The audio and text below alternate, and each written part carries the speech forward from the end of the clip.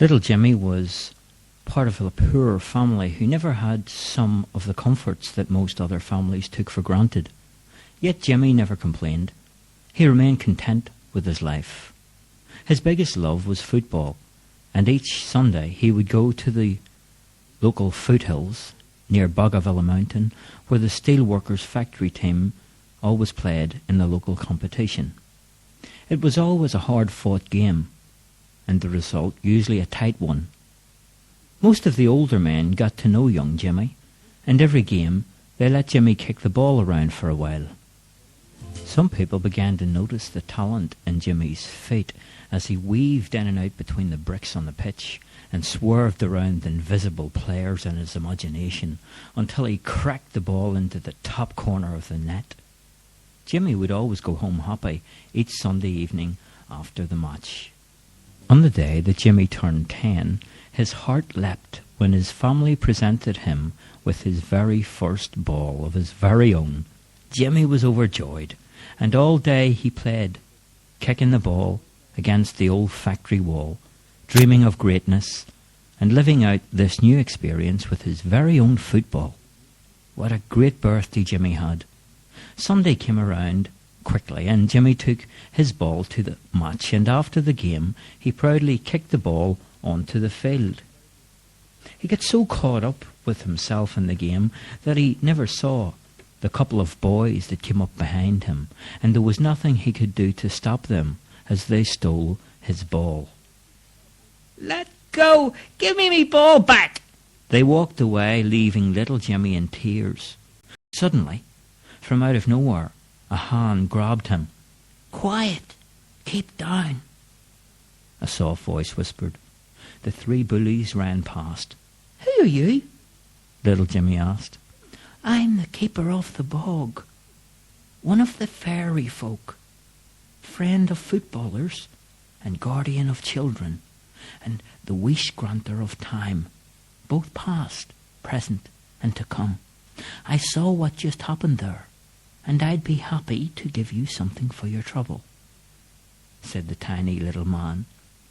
"I wish I had my ball back," said little Jimmy, with the tears in his eyes. "Say no more," the friendly fairy said, and with the click of his fingers, Jimmy disappeared into the bog, feet first. Once he began to feel afraid, but the little fairy took him by the hand and said, "Kick your feet." Suddenly he felt himself being lifted into the air. He looked up to see a giant who held him in his hand like a toy. "I'm the giant, Taran." And the fairy said, "Taran, Jimmy needs a new ball." And there, at the feet of the large giant, the large hands reached down and plucked up the little fairy. "So, wish granter, it's you again. How's everything above in the bog?"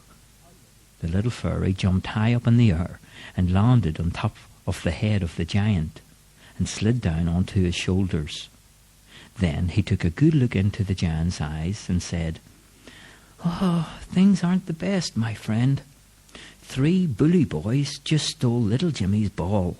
The giant said, slowly making his way over to a great wooden door with great big handles, and the giant pulled the door open and said, "In there, little Jimmy. Have a look, and you will find what you're looking for." "What's in there?" said Jimmy. "That's where all the lost balls are kept. Other things as well, like kites that have been broken, balloons that have blown away in the wind, coins that have been lost. In fact, anything that's been lying around the bog over the years you'll probably find in there," said the giant. And the tiny fairy interrupted. "That's one job I do, you see. I find the lost things, Jimmy, and I bring them here, where Taran looks after them. Then, when it's someone's turn to get a wish, I have everything here they need." Little Jimmy went in through the door, and there, before his very eyes, there were balls, both big and small, of every colour, plastic and pigskin, rubber and leather. Jimmy's eyes popped out of his head. He took a few up and bounced them, and kicked them, and threw them up in the air.